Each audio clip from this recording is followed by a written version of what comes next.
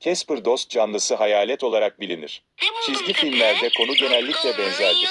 Casper'ın bir hayalet olmasından nasıl? ötürü etrafındaki bütün canlılar ondan korkmakta, bu da Casper'ı çok üzmektedir. Bundan dolayı da hiç arkadaş edinememektedir. Fakat o diğer hayaletlerin aksine insanları korkutmak yerine onlara yardım etmeyi seçer. Her defasında kötülük yapmaya çalışan üç amcasını durdurmaya çalışır. Yaptığı iyilikler sonucunda bazen arkadaşlar edinir.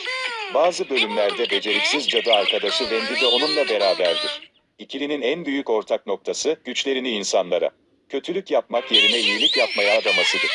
Türkiye'de 1980'li yıllarda TRT 1'de yayımlanmıştır. Daha sonra Maxi TV'de 2006 yılından sonra D Çocuk'ta yayımlanmıştır.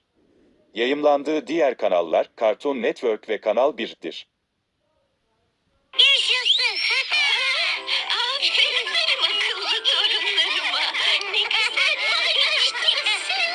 Paylaşmak çok güzel bir mutluluktur çocuklar.